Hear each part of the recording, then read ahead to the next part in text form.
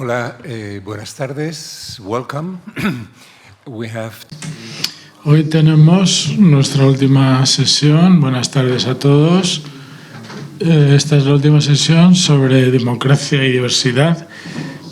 Y tenemos, yo creo, que un final maravilloso del seminario, porque tenemos a una profesora de política, catedrática de política, distinguida en la Universidad de Tallinn, Estonia, que es experta en populismo, pero que ha trabajado sobre todo de cómo el populismo se conecta con las minorías. Y ese es el tema del que nos va a hablar. Estoy seguro de que va a ser muy interesante porque va a presentar una investigación que su grupo pues lleva desarrollando 4 o 5 años más o menos. Así que en cierta forma es algo que nos resultará nuevo para la mayoría. Y estoy seguro de que dará pie a muchos comentarios, no solamente en este acto, sino en la comunidad política, ya que el populismo es un tema que está muy de actualidad ahora mismo. Así que bienvenida, Marilis, es un placer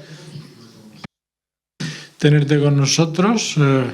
Te conocí hace 10 años, cuando eras casi una estudiante, en Tallinn, en una conferencia sobre populismo. Por eso repito que es un placer para mí volver a encontrarme con ella y cooperar tanto con ella como con el país. Buenas tardes a todos, es un placer estar aquí y estar de vuelta otra vez en Madrid. Es cierto que conocí a Fernando la primera vez en 2014. No era estudiante ya, acababa de defender mi tesis doctoral un mes antes, con lo cual, por eso he dicho que no era estudiante ya, es una distinción importante, así que estoy muy agradecida a Fernando y a la Institución Libre de Enseñanza por haberme dado la bienvenida, por haberme recibido, y estaré encantada de compartir la investigación que sigue en curso. Dado que el tema de esta serie de conferencias es democracia y diversidad, he decidido centrar mi charla en el populismo y la política identitaria. Es una cuestión tanto provocadora para un tema provocador, porque en mi tesis es que la extrema derecha ha construido, digamos, una posición populista que cada vez es más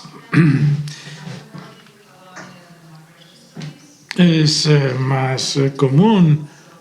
Yo hice mi proyecto, mi tesis doctoral, sobre la identidad de la ciudadanía de migrantes transnacionales, emigrantes de Estonia que habían emigrado a Finlandia, y su contacto con Estonia y cómo se habían integrado en la sociedad en Finlandia. Y luego también me interesé por el populismo en el 2012, cuando había un gran debate. Y bueno, ese gran debate no había hecho más que empezar. Es interesante ver cómo se ha ido desarrollando esta disciplina con el tiempo. Como ha dicho Fernando, me interesa este tema, o más bien mi interés sobre este tema empezó más o menos en el año 2018, cuando me invitaron a una conferencia sobre la práctica política en el extranjero y cómo se intentaba atraer el voto de la diáspora, de los emigrantes. Pero la diáspora estonia en Finlandia, que he estudiado, hay un partido de extrema derecha en Estonia que se llama EKRE, que abrió una rama transnacional, así que los estudiantes estonios en Finlandia se unían a ese partido radical. Es interesante, ¿no? Era un partido euroescéptico, pero a pesar de ello, pues encontraron un apoyo. ¿Cómo se puede explicar esto? ¿En qué consiste este fenómeno? Entonces, para el libro que se escribió sobre este tema, hicimos entrevistas con activistas en Helsinki, con representantes de las élites políticas para intentar explicar el fenómeno. Y en la conferencia algunos compañeros se me acercaron y dijeron: esto es interesante, pero un poco raro porque a nosotros nos pasa lo mismo, tenemos un fenómeno similar. Resulta que los partidos populistas estaban entrando en la comunidad de la diáspora. Sebastián Verde Reguero y yo colaboramos en una revista, luego escribimos un libro sobre el caso estonio-finés, pero también el partido AK de Turquía, que tiene una base, un apoyo muy importante en Alemania, entre la diáspora de Turquía en Alemania. Y el tercer caso, bastante distinto, era la Alianza País de Ecuador, el Rafael Correa, que también estaba haciendo una campaña muy activa entre la comunidad ecuatoriana aquí en España. Así que tenemos tres tipos de políticos distintos que podrían clasificarse como populistas, intentando captar el voto de los emigrantes de la diáspora. Entonces escribimos un documento, un ensayo, en el que hablábamos de cómo los emigrantes también se podría convertir en el pueblo. No solamente en los emigrantes, sino que también me empecé a dar cuenta de que en algunos países puede que haya gente que haya emigrado a ese país que apoyan también a los partidos de extrema derecha radical. La AfD es un ejemplo interesante. En Alemania, el partido AfD tiene una comunidad muy amplia de habla rusa que han emigrado de nuevo a Alemania en el año 90 y más o menos en 2017-2018 empezaron a apoyar a la AfD, sobre todo en lo que se refiere a sus mensajes anti-inmigrantes. Luego tenemos otros ejemplos más recientes de las elecciones norteamericanas, estadounidenses. Hubo una campaña de latinos por Trump en Estados Unidos, también en los ciclos electorales anteriores, pero esta vez Trump empezó también a recibir apoyo de jóvenes negros o afroamericanos y también de estadounidenses musulmanes, no todos, pero sí que había una pequeña sección que hicieron campaña activa a favor de Trump. Trump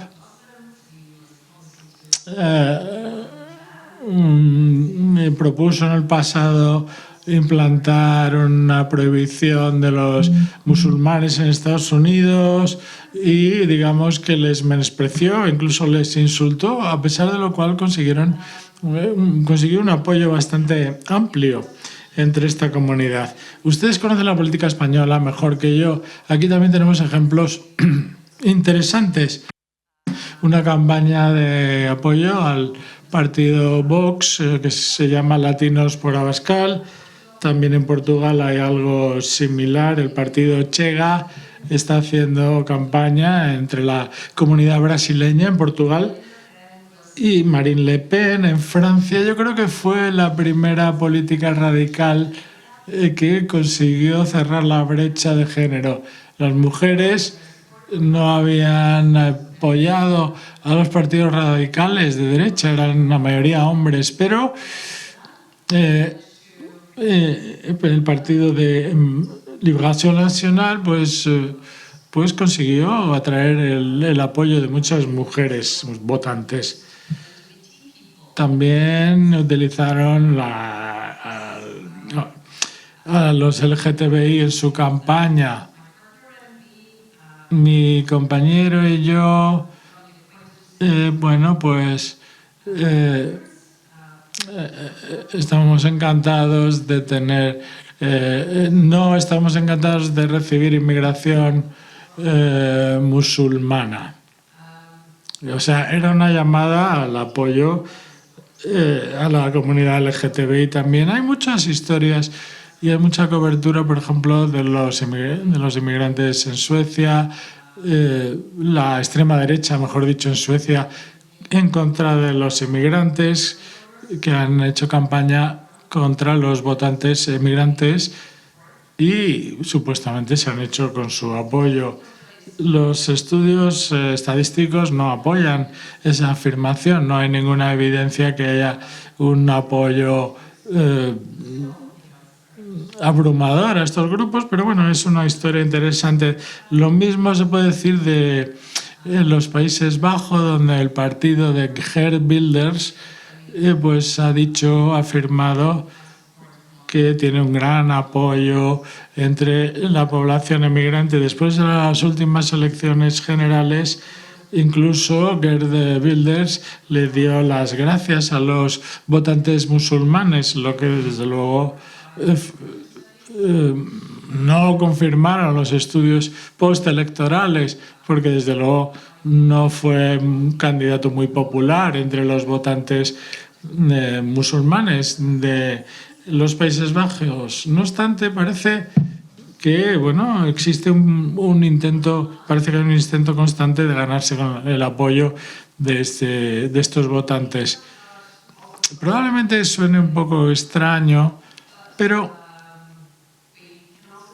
también podemos tomar la definición académica de lo que consideramos la extrema derecha populista y podemos hacer un ejercicio comparativo al respecto. Por ejemplo, entiendo que las palabras como el populismo radical, populista radical, se utilizan como insultos, como ofensas. Nadie quiere que le llamen populista o radical, ¿no?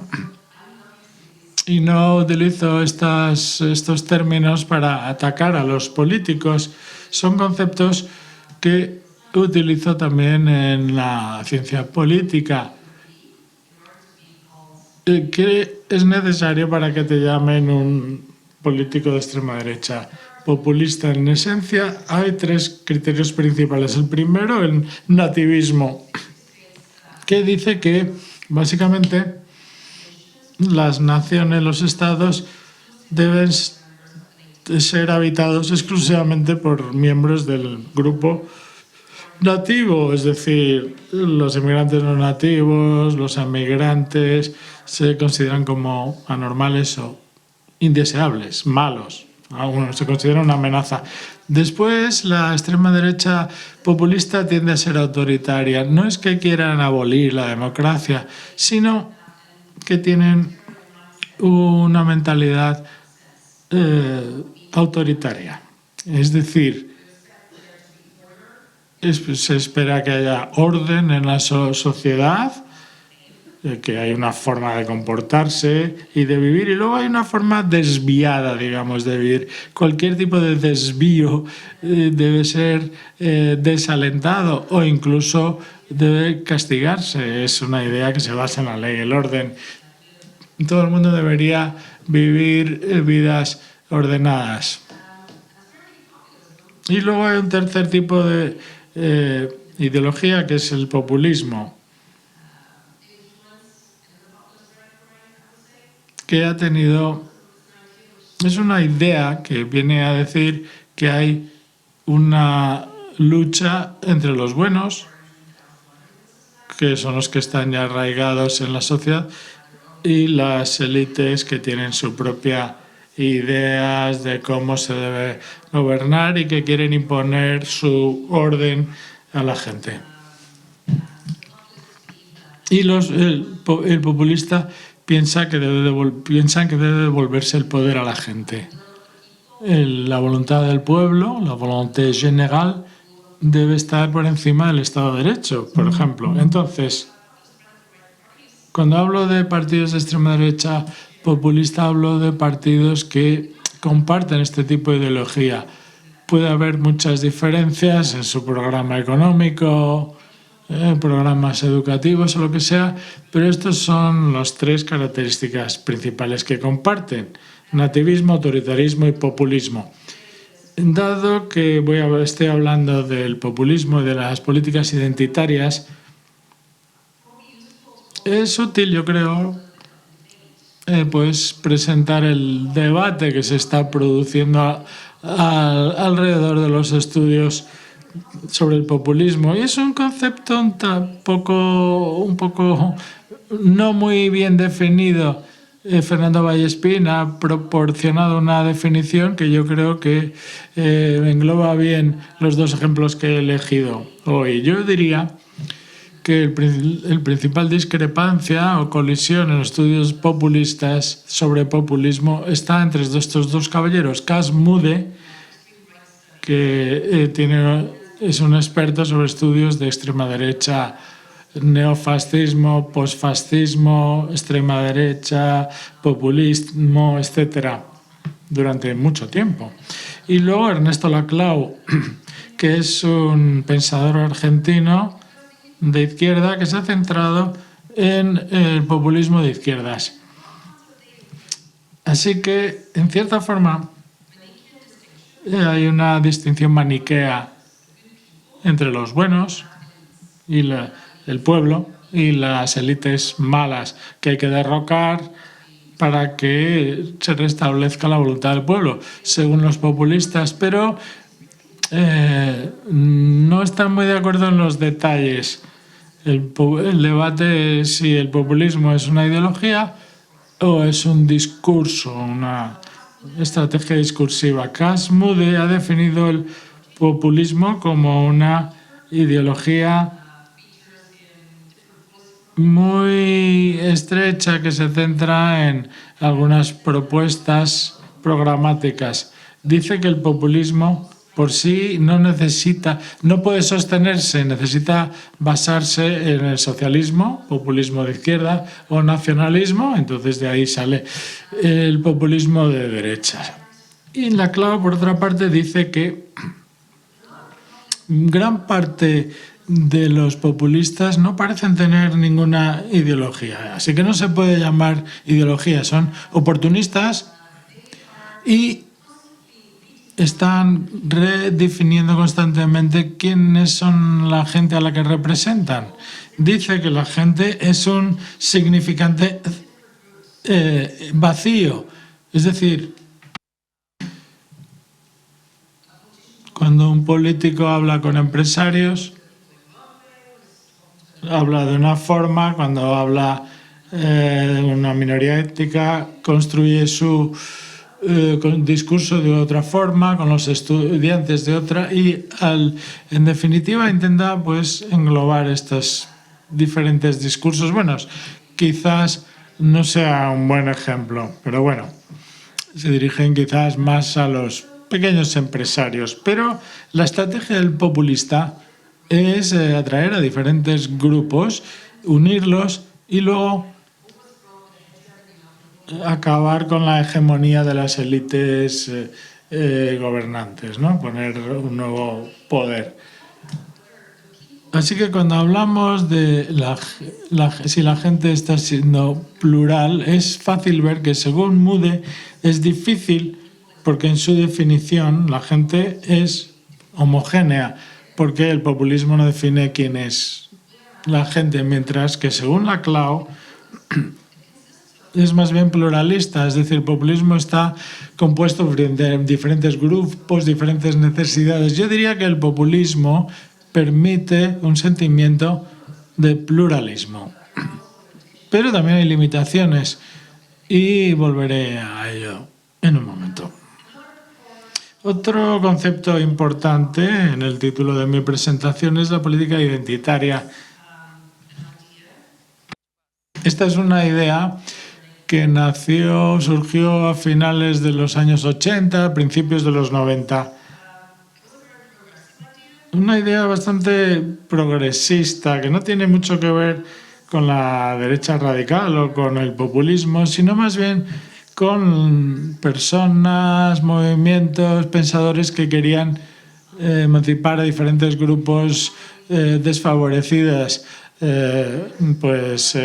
minorías étnicas o mujeres, por ejemplo. Así que decían que mientras las estrategias de emancipación del pasado se centraban mucho en derribar las barreras para los individuos, ahora tenemos que tratarlas como si fueran un grupo, no individualmente. Por ejemplo, yo soy mujer, según ellos, soy parte de un grupo desfavorecido, porque en el pasado no había muchas catedráticas de universidad que fueran mujeres. Y se puede decir que a lo mejor yo soy catedrática porque pude ir a una universidad, acabar mi educación, conseguir un doctorado y era tan buena que también podría incluso trabajar y al mismo tiempo tener hijos.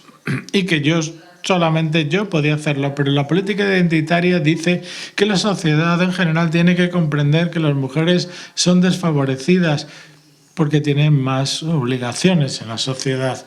Es difícil tener una carrera académica porque tienes que ocuparte del marido, de los hijos, de tus padres, etc. El paradigma de la política identitaria dice que el terreno de juego no está en las mismas condiciones para todos. Tenemos que tener medidas entonces que permitan que las mujeres también progresen profesionalmente. Así que es una idea muy progresista y reconoce en cierta forma que la sociedad es pluralista y no tiene nada que ver con la derecha radical. Pero en cierta forma la derecha radical ha implementado algunos aspectos tanto de la identidad en el sentido con cómo se acercan al mundo. Y hemos visto en algunos ejemplos anteriores. Así que básicamente las preguntas clave que se han hecho es si la derecha radical populista está siendo más pluralista, más diversa. ¿Significa esto que la derecha radical populista está cada vez siendo más centrada, más emancipada y está absorbiendo las ideas de política identitaria o no? Y yo diría, y este es mi argumento, que cada vez están siendo más inclusivos, pero selectivamente, no incluyen a todo el mundo. Aunque aceptan el pluralismo de facto, que la sociedad está formada por grupos diferentes con necesidades diferentes, lo utilizan en sus campañas, en sus estrategias de movilización, pero no buscan un equilibrio, que es lo que hace el populismo clásico. Reconoces que todos los grupos de sociedad son iguales, hay que tener un debate, un diálogo para encontrar la forma más adecuada para los diferentes grupos de la sociedad. Vamos a ver algunos ejemplos. He visto a alguien bostezar, así que quizás basta de teoría de momento y vamos a ver algunos ejemplos. Ejemplos de mi país, Estonia, que es el caso que mejor conozco, y también de los Países Bajos y de Suecia. Así que en Estonia he mencionado que hay un partido político que se llama EKRE. Este es uno de sus pósters de campaña que dice salvemos Estonia. Utiliza el azul, el blanco y el negro, que son los colores de la bandera de Estonia. En el pasado este partido era muy antirruso. Estonia tiene una gran minoría rusa. Más del 30% de toda su población son rusoparlantes, aunque el 27% de ellos se consideran rusos étnicos, es decir, se identifican como rusos.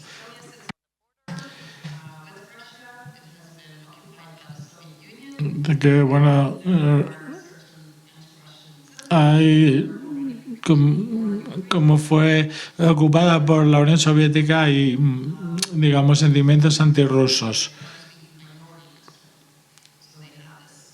Entonces hay una una minoría de habla rusa en Estonia que se le denomina pues una quinta columna, que son una amenaza para la seguridad, que está dictada por el Kremlin. Y esta cita es del año 2018.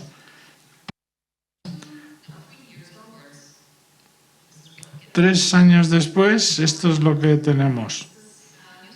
Este es un periódico ruso del mismo partido, ECRE, un panfleto de campaña de ECRE. Mark Elme era el anterior presidente, pero uno de los principales portavoces hacia la comunidad de habla rusa, porque había sido embajador en Rusia, habla bien ruso, conoce muchas historias y anécdotas, y bueno, digamos que es el orador ideal para su público. Y aquí están intentando convencer a la población de habla rusa, en una población fronteriza, lo peligrosa que es la agenda medioambiental de la Unión Europea y cómo la propaganda LGTBI también supone una amenaza para el país. Otro ejemplo es de Países Bajos. Países Bajos es un país muy interesante, tienen muchos partidos populistas también. Este es uno de ellos, que puede clasificarse como de derecha radical populista, también anti-inmigración. Aunque hay un ejemplo muy curioso. El presidente del partido, Thierry Baudet, apareció en un programa de cocina musulmán en el que, bueno, pues ofrecían recetas para acabar con el Ramadán, por el fin del Ramadán. Y luego tenemos otro ejemplo de Suecia. No emigrantes, sino LGTBI, votantes LGTBI. Y este, desde luego, es un caso bastante previsible. Aquí pueden ver incluso cómo la imagen del partido pues es bastante distinta a la de otros, los ejemplos anteriores. Este partido, bueno, pues hay mucha gente que se identifica como parte de minorías sexuales y en el pasado también ha participado en los desfiles del orgullo. Ya no lo hacen porque se les prohibió hace algunos años. Entonces, ¿qué quería mostrar con estos ejemplos? Algo que hemos empezado a llamar side streaming, es decir, el argumento sobre el que trabajamos de momento es que la derecha, los partidos de derecha radical populista están haciendo como que extienden la mano hacia grupos diversos, sin cambiar sus creencias ideológicas fundamentales. Y lo hacen con dos objetivos. En primer lugar, intentar llegar a las minorías que tienen creencias similares a las de estos partidos populistas, autoritarios, para poder incorporarles a su base de votantes. Y luego hay otro motivo, yo creo que es más importante, que al intentar acercarse a esos grupos minoritarios les permite legitimizarse a sí mismos para parecer menos amenazantes, menos extremos a los votantes en los grupos mayoritarios. Y también argumentamos que hay 4 estrategias, que es la negociación, despolitización, la aplacación, el aplacamiento y las jerarquías, la erección o construcción de jerarquías. La negociación es cuando hay una serie de diferencias, pero también entre grupos diversos, pero también tenemos intereses comunes. Hay bastantes ejemplos interesantes. Thierry Baudet, por ejemplo, con los musulmanes. Cree que, bueno, muy bien, a lo mejor no os caemos bien, pero tenemos intereses comunes. Por ejemplo, la comunidad musulmana en Países Bajos no entiende por qué Países Bajos tiene que formar parte en la guerra de Ucrania o las guerras que llevan los americanos en Libia, Afganistán o Irak. Es decir, hay un sentimiento antiamericanista que se dirige a los musulmanes. En segundo lugar, también piensan que la vida cada vez es más difícil,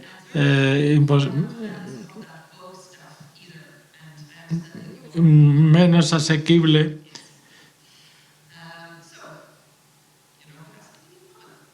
debido a los complejos absurdos de los europeos acerca del cambio climático. Pero hay un pero muy grande. Los votantes musulmanes de estos países pues no olvidan que este partido les ha considerado siempre una amenaza a su cultura, a su integridad.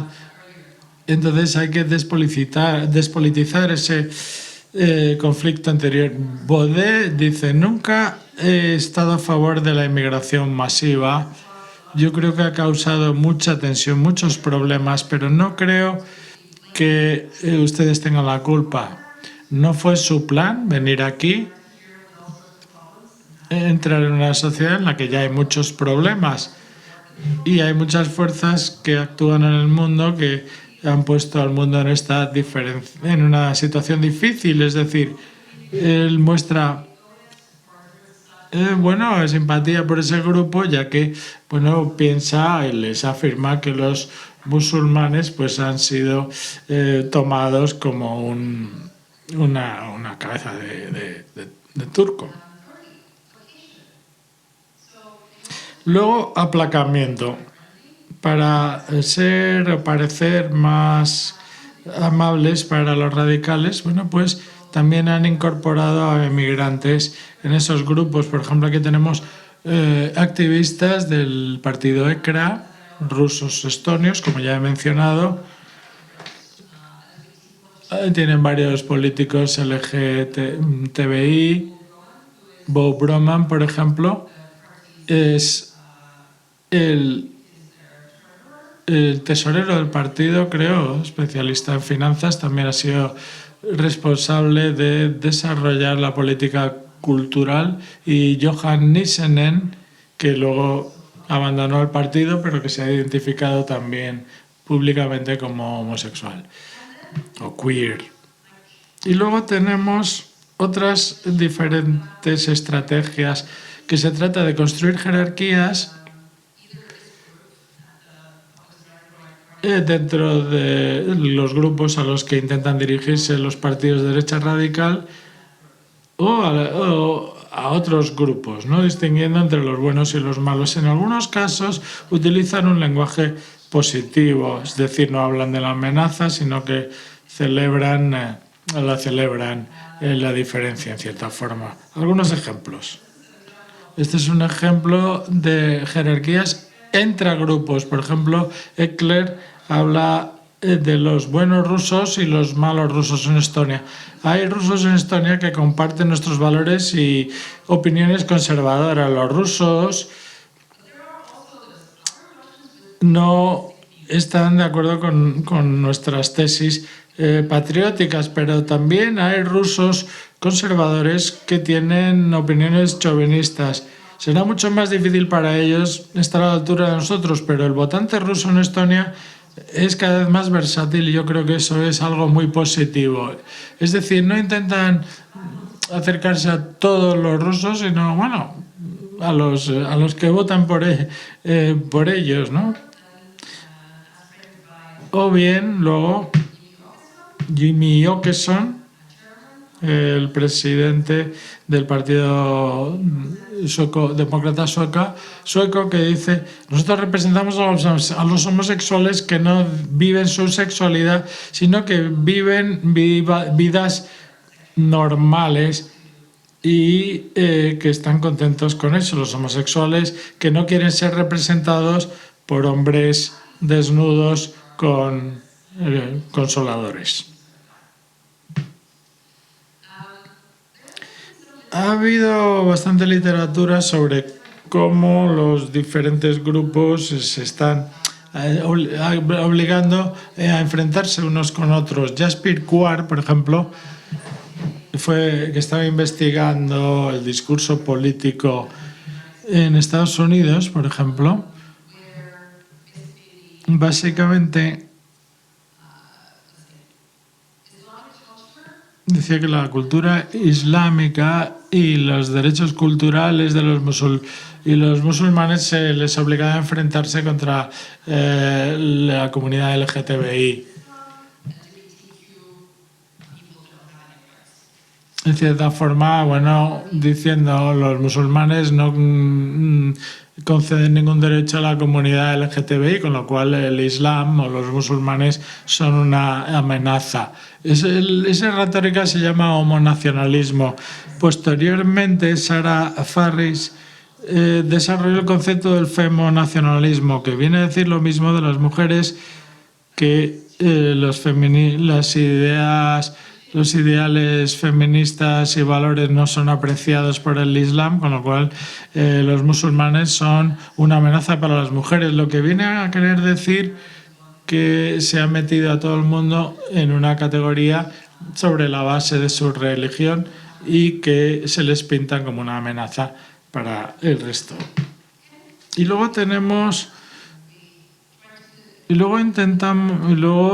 se acuñó otro término que llamamos asimilacionalismo, es decir, los buenos inmigrantes obedientes son amenazados por los que buscan, las ventajas del estado del bienestar y además le quitan el trabajo a los buenos inmigrantes. Por ejemplo, en Estonia tenemos a las minorías de habla rusa a los que se está enfrentando con los emigrantes ucranianos. Antes de la guerra de Ucrania, Estonia tenía muchos inmigrantes ucranianos y ECRE estaba en contra, el partido ECRE estaba en contra. Hicieron una especie de campaña diciendo que los ucranianos no van a quitarnos los trabajos, sino los trabajos de las minorías rusas. Podemos seguir jugando con las palabras. Se puede amenazar a un grupo sobre la base de valores autoritarios, homoautoritarismo, o el asimipopulismo, es decir, el mismo grupo que está siendo amenazado por otras fuerzas. Por ejemplo, podemos decir las minorías étnicas sufren mucho las decisiones de las élites gobernantes. Así que tenemos aquí algunos ejemplos. Aquí tenemos a Mel Kazon, que dice que el Partido Demócrata Sueco está esforzándose en el tema de la seguridad, porque la comunidad LGTBI es cada vez más vulnerable y que están siendo amenazados por la minoría musulmana en Suecia y que también se amenaza a sus derechos, su salud, etc. Hoy tenemos a ECRE, el partido estonio, que muestra también cómo la comunidad rusa puede ser amenazada. Intentan, apelar a la base más conservadora de los votantes rusoparlantes, protegiendo a la familia tradicional, a los niños en los colegios, les protegen de la propaganda y también de la influencia de los ucranianos, por ejemplo. Y hay una cita, yo creo que es espectacular sobre esta cuestión, que viene de Fedor Stomagi, que es un inmigrante de Rusia de primera generación, nacionalizado estonio y miembro de ECRE. Y esto es como él explica el por qué está en ECRE y por qué piensa que ECRE es una buena elección para los rusos en Estonia. Dice lo siguiente: me parece que ECRE tiene el potencial de resolver los problemas de integración, pero no en la forma en la que lo hacen, de la forma de la que lo hacen los liberales, ya que ellos nos imponen el estatus humillante de una minoría oprimida y mete a los rusos locales en la misma categoría que los negros y las personas transgénero. Al contrario, tenemos que reconocer a los rusos como una etnicidad, no como una minoría, como si las minorías étnicas tuvieran una categoría superior a las de raza o las de género, y que ese podría ser un paradigma aceptable. En fin, para concluir mi argumento, yo diría que la derecha radical cada vez está aceptando más el pluralismo de facto de la sociedad. Quizás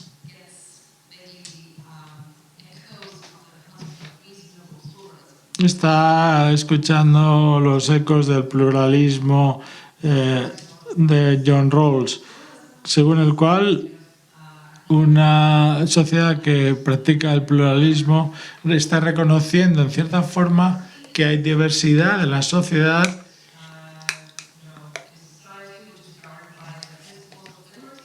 que se guía por los principios de libertad. Hay grupos distintos que coexisten, que existen y que tienen que coexistir. Pero el pluralismo razonable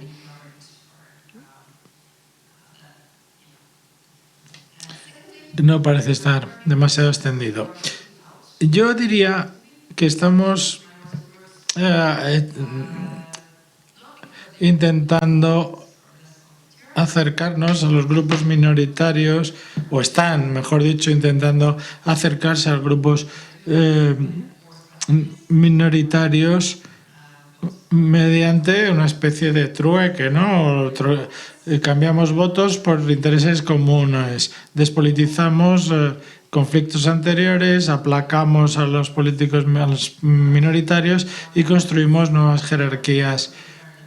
Pero esto es bastante limitado porque no tiene en cuenta que la coexistencia de diferentes grupos en la sociedad requeriría, pues un diálogo doloroso y una búsqueda de un compromiso entre los diferentes grupos, sino que más bien es bastante autoritario en la forma en la que presenta ese orden en la sociedad. Así que antes de acabar, quiero quizás llegar a la conclusión más importante. He hablado de cómo los partidos populistas de extrema derecha están estrechando la mano, intentando acercarse a los grupos, a los votantes minoritarios, pero no quiere decir que estos les apoyen. Hay algunos grupos en los que hay un cierto nivel de apoyo, pero estudios a gran escala, por ejemplo, sobre votantes de minorías étnicas, no muestran que esto esté ocurriendo. Recientemente se ha hecho un estudio en toda Europa entre los votantes que se declaran musulmanes, y yo creo que el porcentaje máximo de voto a este tipo de partidos era de un 6%, y sobre todo en países del este de Europa. Así que no estamos hablando de lo que decía Thierry Baudet, ¿no? O lo que afirmaba. También entre la comunidad LGTBI también el voto a este tipo de partidos oscila entre un 2-6%. Así que parece que están intentando acercarse a estos grupos, pero no lo están consiguiendo. Así que quizás debamos pensar por qué estos partidos están intentando acercarse a estas minorías. Y yo creo que con eso acabo mi intervención. Si tienen alguna pregunta, estaré encantada de responder. El proyecto está en nuestra website, aquí lo tienen en la pantalla y aquí tienen mis las diferentes formas de ponerse en contacto conmigo en las diferentes redes sociales. Muchas gracias.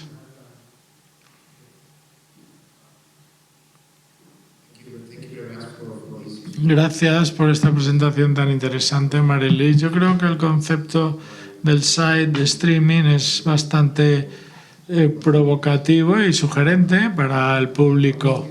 Yo tengo una pregunta bastante sencilla. Si hay alguna forma de delimitar desde un punto de vista ideológico y cultural los límites de estas formas estratégicas de inclusión. Es decir, no solamente son los musulmanes los que son el otro, todos los grupos pueden integrarse dentro de la política de estos partidos, porque yo creo que hay ciertas constantes en los grupos que integran estos partidos.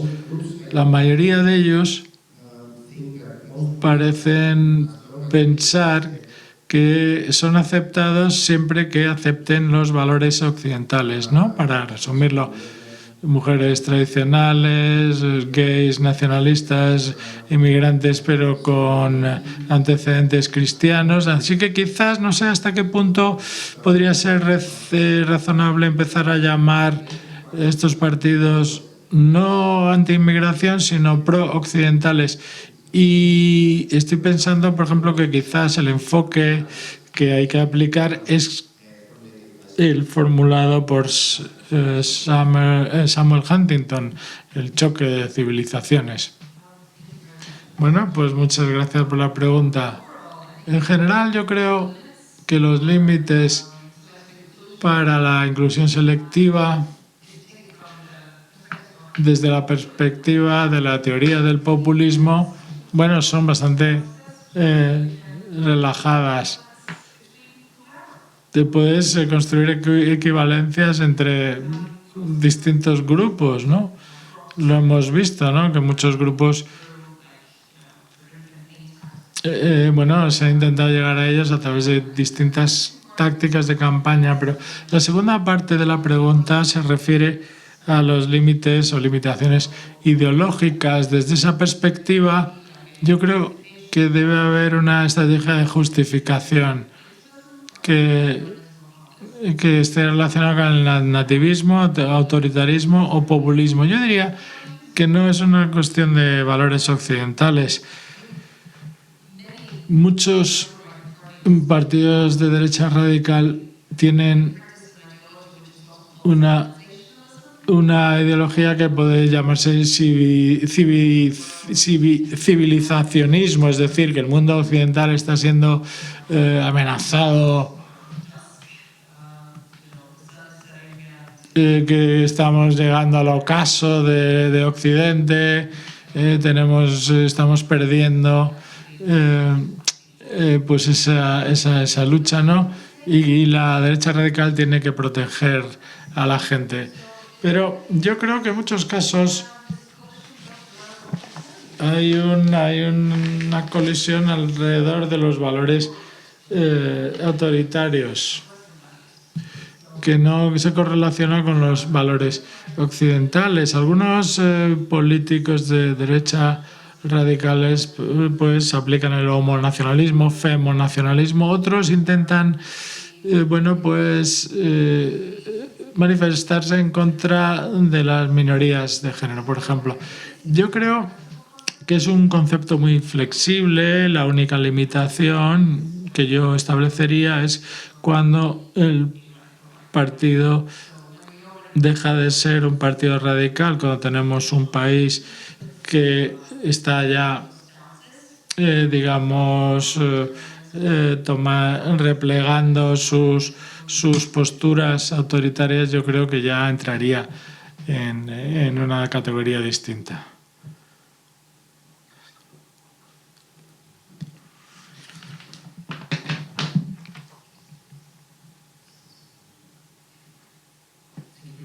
Muchas gracias. Es una pregunta que yo creo que sigue al hilo de la anterior. Lo que me parece muy interesante es intentar encontrar las condiciones del por qué la derecha radical intenta acercarse a esos grupos minoritarios. En el caso de Estonia, bueno, está claro, el extranjero es el ruso, y luego también está esa ideología, agenda, comunidad LGTBI, con lo cual ahí el idioma no es una barrera. En el caso de Suecia es más bien que los inmigrantes musulmanes, ¿no?, a los que intentan acercarse. Y luego en Países Bajos yo creo que lo hacen a través de un mensaje feminista y demás. Me interesa sobre todo la diferencia entre Europa occidental y Europa oriental.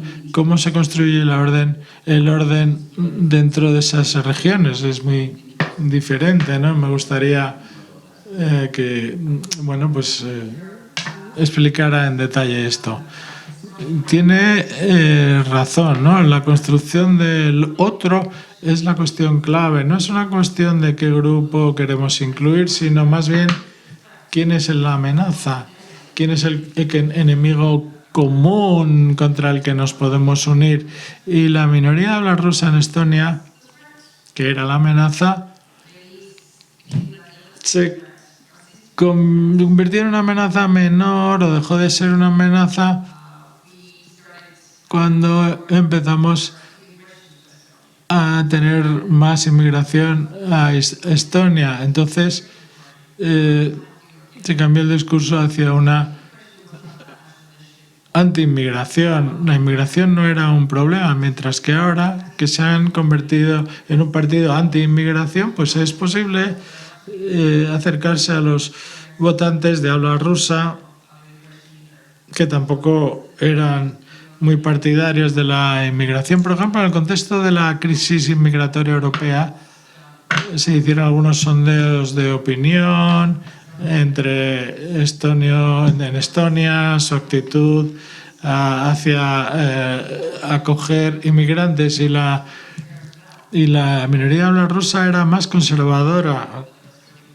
era más incluso radical en cuanto a lo que esto significaría para la sociedad y demás. Y yo creo que el ejemplo del fervor de la democracia en Países Bajos han intentado cambiar el foco de la inmigración dirigida a los musulmanes, han pasado a la estrategia medioambiental. También tienen una actitud antiucraniana. Yo creo que eso les distingue de otro partido radical de derecha, el Partido de la Libertad de Países Bajos. Así que ahora yo creo que han conseguido ganarse la atención del público. Así que este tipo de actividades, bueno, pues pueden llegar a un público más amplio en Estonia gracias a estas afirmaciones tan provocativas. Y además el provocar es lo que mejor se le da a la extrema derecha populista. No quiero decir que tengan estos grupos como objetivos, sino a votantes de estos grupos. Yo creo que la diferencia principal entre Europa occidental y Europa oriental es a quién defines en ese momento como antagonista. Por ejemplo, en Hungría Normalmente es la Unión Europea, George Soros, en fin, cualquiera que elijas como antagonista para unirte en contra de ellos. Muy bien, ¿más preguntas? Si no, yo tengo algunos problemas. Yo estoy más de acuerdo con el concepto del populismo de la caos, más que el de Moody's, más que con el de Moody's, porque en definitiva el populismo es una estrategia política. Lo único que importa es que la gente pueda unirse como para luchar contra alguien que se considera como malo, mala persona, mala gente. Así que ese intento de acercarse a esas minorías se basa principalmente en cómo se defina al enemigo. En ese sentido, yo creo que la gran ventaja de algunos partidos populistas es, yo creo que hay una distinción entre Europa, aquí hay una diferencia entre Europa occidental y oriental. La idea de que en cierta forma, cuando se define a alguien como que está en contra de los valores de tu país, como Marine Le Pen, pues decide que la mejor forma de atacar a los inmigrantes musulmanes es recordándole a los franceses que los valores de la República y que han sido tolerantes con el lesbianismo, con los gays o lo que sea. En ese sentido, yo creo que están reconstruyendo algo que es la base de la diferencia entre nuestros y sus valores. Así que si hay un musulmán que cree en nuestros valores, pues vente de nuestro lado. En Europa oriental, como la mayoría de los países se han independizado recientemente, y Blanc Klastev dijo algo bastante peculiar acerca de Polonia, que Polonia se ha convertido se ha hecho mucho más nacionalista cuando la mayoría de su población es más polaca que nunca. Entonces, ¿por qué dices que los polacos estamos en peligro? Pero es una actuación, ¿no? Es una forma de definir al enemigo, es una forma de definirnos a nosotros. Yo creo que hay una distinción, es más identitaria en Europa del Este y más orientada en valores en Occidente.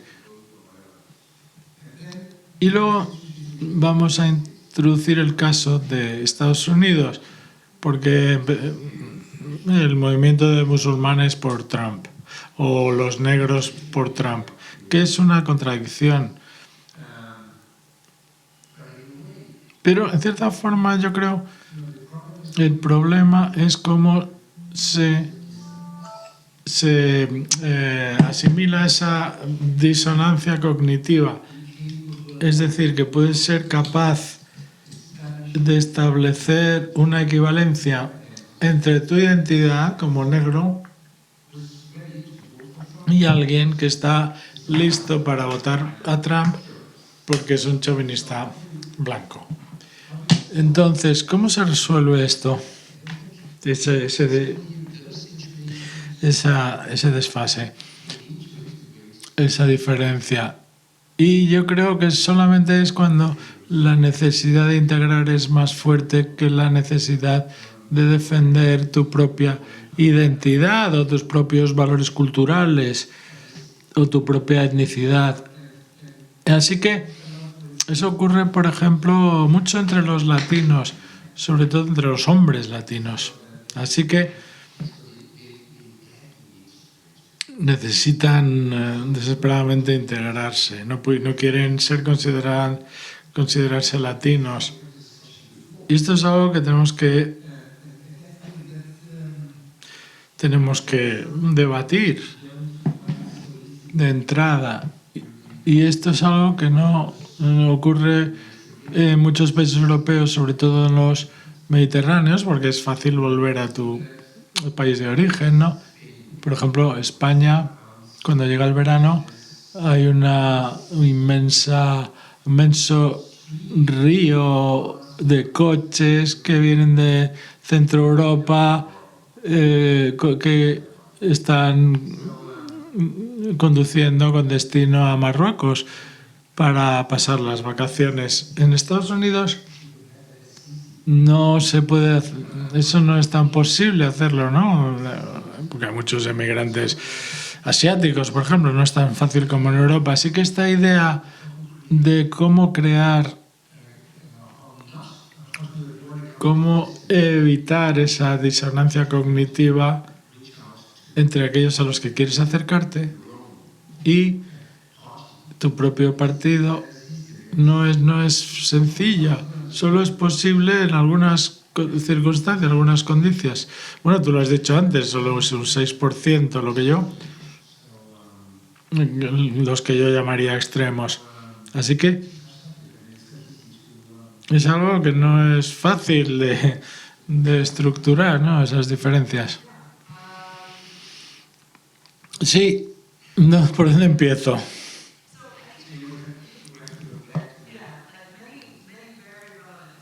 Bueno, ha habido muchos ejemplos muy interesantes. Hemos empezado a recorrer todo el mundo, empezando desde Polonia. Polonia, Hungría. Es cierto que hay un mecanismo similar. No hay emigrantes musulmanes que se integren, pero por ejemplo está el tema del género en Hungría o en Polonia, y los partidos mayoritarios ya lo han hecho, pero hay partidos más radicales como Confederacja en Polonia que poco a poco están superando la diferencia de género y intentando idealizar el papel tradicional de las mujeres y mostrando a las mujeres como protagonistas en papeles sumisos. Así que existe side streaming en algunos países europeos occidentales. Lo más fácil es unir a los grupos alrededor del populismo. Tú le puedes decir a cualquiera, pobrecito, has estado sufriendo las malas decisiones del gobierno. Si nosotros llegamos al poder, seguro que vas a mejorar. Y yo creo que esto ha sido un razonamiento muy importante en Estados Unidos también, donde los americanos musulmanes que apoyaban a Trump, le apoyaban porque estaban insatisfechos con la administración Biden y las decisiones que se habían tomado en la guerra de Gaza, por ejemplo. En esencia, no es que votaran a favor de Trump, sino que votaban en contra de Biden. Y esto es lo que la CLAO ha definido como lo que une a los diferentes, hace el puente entre los diferentes grupos. Y luego, claro, existen los motivos socioeconómicos, los valores masculinos que exudaba Trump, el anti-wokeismo, en fin, hay distintas bases para unir a la gente y la identidad es el vehículo. Todos estos grupos, no es que vayan a vivir todos estos grupos felices porque hayan votado cosas lo mismo. Yo creo que estas estrategias de side streaming pueden hacerse más universales, porque los problemas o la crisis que la derecha radical sobre la que la derecha radical se intenta movilizar, se han hecho más universales, como por ejemplo la situación económica es una base muy igualitaria. Es como en Estados Unidos se habla mucho del precio de los huevos, por ejemplo, y a menos que seas vegano, bueno, pues compras huevos, sea cual sea el color de tu piel o tu religión. Así que sí, puede ser o una crisis muy general o puede encontrar puntos en común distintos. En el contexto latinoamericano o español incluso, una base para la movilización es la crítica hacia el socialismo y las políticas sociales, ¿no?, que protegen a diferentes grupos. Bueno, uno de los líderes de este partido que has mencionado es negro. Entonces intentan dar la impresión de que, bueno, pues no tienen nada en contra de... ¿Alguien quiere hacer una pregunta o expresar una opinión?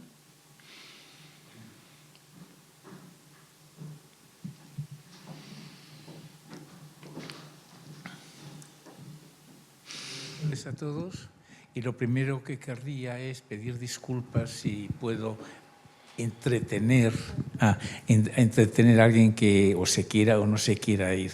Pero en estos momentos, como mi madre es alemana, yo nací en España, concretamente en Cataluña, y he vivido en muchas partes, he tenido becas en Viena, he tenido para allá, y conozco un poco lo que suele pasar. Sin embargo, en la discusión que estáis proponiendo, que es un tinglao muy complicado, en donde creo que se olvidan factores muy importantes, entre ellos concretamente el valor económico y de racista y de pueblo.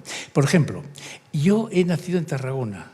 No hablo naturalmente catalán porque hablo el castellano y hablo el alemán como el español, casi igual, bilingüe. Y entonces, por ejemplo, tengo unas hijas que son aperturistas y, por ejemplo, estaban trabajando en Cataluña, y por eso estoy hablando aquí, para que la gente sea consciente del no pluralismo, sino del papanismo de los nacionalistas, que no buscan ni siquiera la calidad de su idioma, comprender como, por ejemplo, mis amigos y parientes, los catalanes, sino que, por ejemplo, los catalanes han prohibido y están todos los suramericanos que no han contratado a nadie porque hablan como nosotros el castellano, tienen la misma religión y tienen muchas virtudes que el gran imperio, incluido el español, han respetado. Yo, por ejemplo, voy a contar una anécdota que puede ser un poco tonta, y si me permites, alguien que levante la mano y me voy inmediatamente. Yo, por ejemplo, en Alemania, cuando viví, que desde los 9 a los 13 años, era un español. Y entonces cuando los gimnasios en Schleswig-Holstein, etcétera, se enteraban de que había un español, los profesores, y concretamente los de latín, me acuerdo, que hablaba del héroe, tenemos un héroe español. El concepto de España era maravilloso porque no hemos sido ni racistas, ni colonialistas, ni hemos sido nada. Ninguna de estas virtudes anglosajones las hemos disfrutado nosotros. Y entonces me miraban todos los compañeros y yo, como tenía entonces 9, 10, 11, 12 años, me daba rabia de estar de pie y que todos me miraran así de lado. Porque yo, que no era más diseño todavía para decir tacos, y yo solamente quiero recordar que yo me preguntaba, ¿pero qué demonios me importa a mí todo esto si yo quiero que me dejen en paz, que no soy ningún héroe? ¿Comprendes? Era un concepto que había de la gran España, ¿entiendes?, que fueron las primeras universidades del mundo, cuando los ingleses o los Boyers o los otros no se han acercado a la suela de los españoles. Me revelo de que mis hijas, por ejemplo, que son muy monas, muy ricas y muy buenas hijas, pues resulta que no las dejen trabajar en el Estartite, por ejemplo, en Cataluña, porque no saben el catalán. Sí, pero perdone sí, que le interrumpa, pero realmente ¿cuál es la pregunta? Pues que esta cosita de los nacionalismos, etcétera, también tiene una parte económica y una parte de paleto. de paleto que no dejan que los demás ocupen los puestos políticos. Es decir, que los idiomas se han convertido en una segregación de los pueblos. O sea, que hay un concepto mayor, que es el idioma. Y, por ejemplo, cuando yo, he acabado viviendo como arquitecto en Asturias, etcétera, y entonces había dos puertas. Y me decían, por ejemplo, señores y señoras, etcétera, en inglés, que no lo quiero hablar, naturalmente. Yo no quiero hablar en inglés, porque para eso sé un idioma alemán que me resulta más rico, más frondoso que el maldito inglés, que solamente saben manejar el infinitivo. ¿Entiendes? Y entonces decían en inglés, en español, en francés, y tal. Señores y señoras, la próxima estación va a ser, por ejemplo, la que sea, no quiero decir ahora. Sí, pero perdone que le interrumpa. Bueno, me callo ya, vale. Sí, no es por callarle, es simplemente por no desviarnos del tema que estamos discutiendo, porque usted lo que quiere introducir es una discusión más amplia sobre el nacionalismo en particular, que me parece muy interesante, pero que esta noche no es lo que estamos discutiendo. No, yo no le quito la palabra, perdón, no.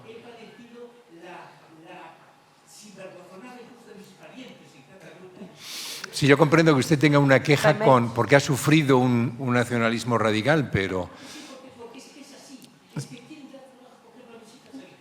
Sí, pero la cuestión hoy es...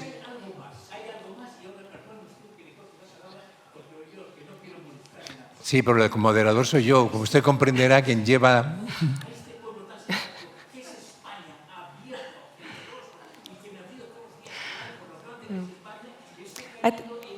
Bueno, sí, pero bueno, le repito, eso no es la discusión de hoy. Hoy no estamos hablando de nacionalismo, sino de cómo los partidos populistas, que algunos son nacionalistas, otros pueden tener un carácter, pueden ser izquierdistas, por ejemplo, cómo los partidos populistas buscan conectar con grupos minoritarios, que es algo que a priori parece que no es tan sencillo, ¿no?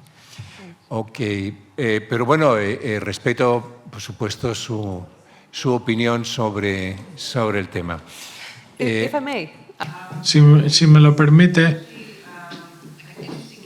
es un ejemplo interesante de la separación cultural relacionada con cuestiones lingüísticas.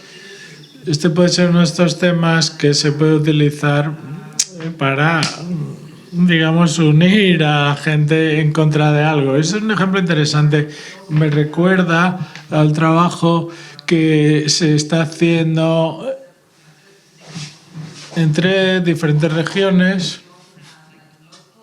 donde tenemos la mayoría local,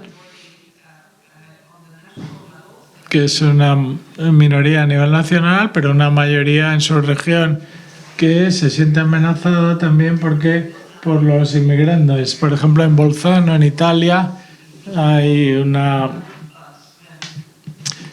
región donde se hablan varios idiomas, pero cuando llegan los rumanos, pues aprenden italiano. Y este es un tema sobre el que los partidos políticos intentaban movilizar votantes, porque es un tema importante para mucha gente, y entiendo que en España también las diferencias lingüísticas también pueden utilizarse como, digamos, motivos o quejas para este tipo de movilización.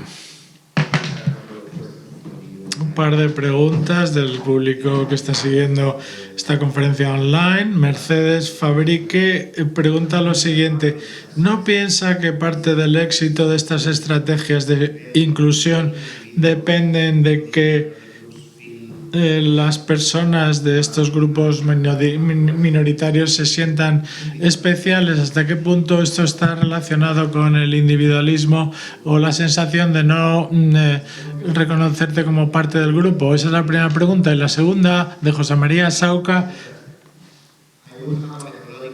Yo quisiera hacer una puntualización metodológica al análisis. Si lo he entendido bien, usted analiza el discurso explícito de los partidos para determinar cuál es la ideología de dichos partidos. Y este enfoque presupone la sinceridad del discurso. Y me pregunto si este supuesto pues, a lo mejor no es un poco ingenuo hasta cierto punto, porque los partidos que no tienen por qué ser necesariamente sinceros y pueden tener discursos para atraer el apoyo de la gente, propaganda, mientras que tienen una agenda, digamos, oculta. Gracias, muy buenas preguntas. En relación con la primera pregunta, yo creo que está muy relacionada, es cierto, permite a algunas personas. Ahora sí. Bien. La primera pregunta se refería al individualismo y yo estaba diciendo que desde luego el side streaming, por lo menos mi hipótesis es que el side streaming puede ser una especie de estrategia para renegociar tu identidad individual. Los rusos en Estonia se han tomado como chivos expiatorios. Si has votado por ese partido, tienes que poner tu identidad como estonio primero. Yo he nacido ruso, pero por encima de todo soy un patriota estonio y estoy votando a este partido para demostrarlo. Pero esto no deja de ser una hipótesis y queremos ponerla a prueba y vamos a hacer algunos experimentos al respecto. Pero como hipótesis yo creo que se puede aplicar. También lo hemos visto en otros estudios, por ejemplo, estudios realizados en Suiza que demuestran que cuando más tiempo ha vivido una persona emigrante en un país, tiene más probabilidad de votar por un partido nacionalista. Esto puede a lo mejor relacionarse con el tema de la fatiga. Ya no quiero ser inmigrante, quiero ser aceptado como un ciudadano más.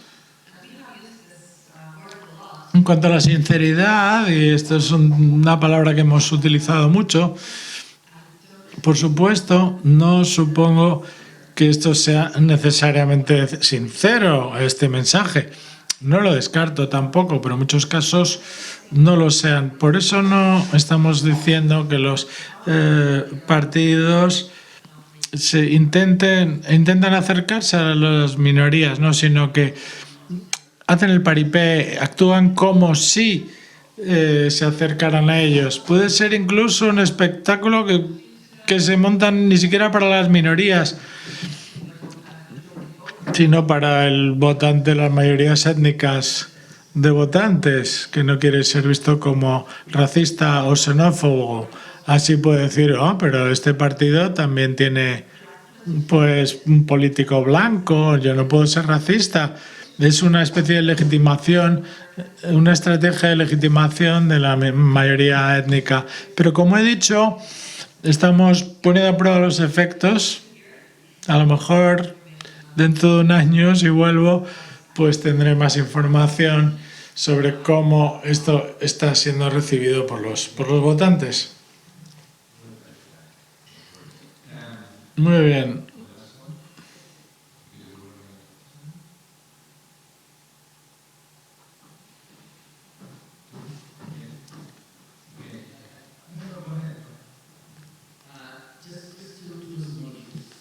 Dos preguntas pequeñas. Cuando hablamos de estos grupos, siempre suponemos son mujeres, negros. Suponemos que esos atributos son, digamos, el que más les define, el que más les identifica. Pero hay otros aspectos también. En segundo lugar,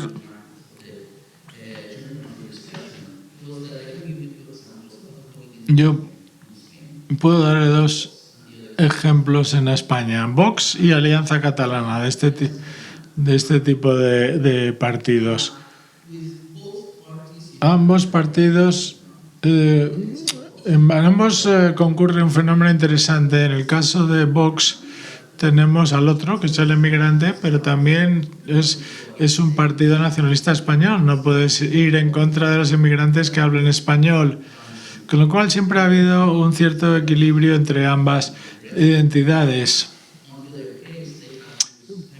Y por otra parte han utilizado feminismo, LGTB como un enemigo más fuerte, un adversario. En el caso de la Alianza Catalana hay dos enemigos, el emigrante musulmán y el Estado español. Y tienen que luchar contra ambos. Lo que estoy viendo es que están utilizando una retórica homonacionalista y femonacionalista. Es lo único, las únicas puntualizaciones. Bueno, son ejemplos muy interesantes. Aunque la pregunta, la verdad es que no la he visto por ninguna parte.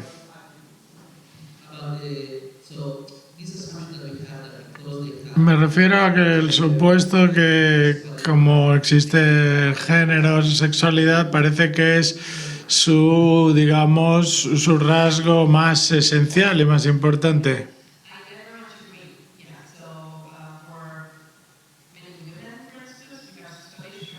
Sí, hay muchos estudios que desde luego que confirman que no es la primera identidad para las mujeres, sobre todo cuando hablan, pero no se puede negar que hay una diferencia entre géneros. Los partidos son de, por y para hombres. Sus candidatos, ideologías, sus votantes suelen ser hombres para poder legitimar. Intentan acercarse a las mujeres, intentan atraerlas, aunque no sean la identidad primaria. En otros casos, yo diría lo mismo. La raza y la política en Estados Unidos, sobre todo para afroamericanos, tiende a ser la identidad primaria. Los estudios han demostrado que es la primera indicación que utilizan primera clave que utilizan los votantes negros a la hora de elegir el candidato al que votar. Pero tampoco tiene demasiado que ver con la raza, es que es un cambio interesante, mientras que entre los votantes latinos se puede construir estas jerarquías de identidad dentro de los grupos latinos, por ejemplo. Así que el apoyo a Trump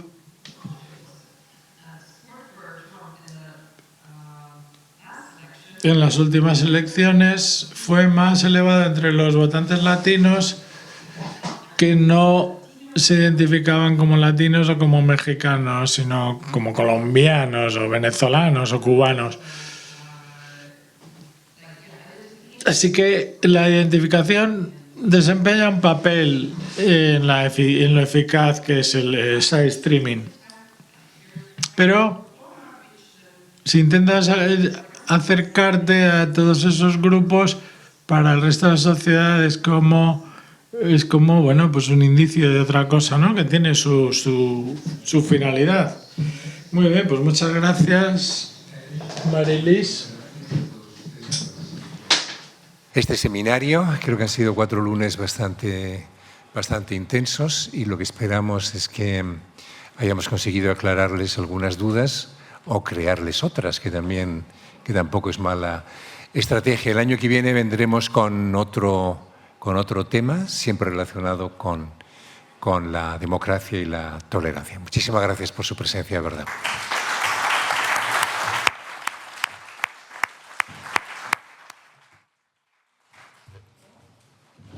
Okay, thanks a lot.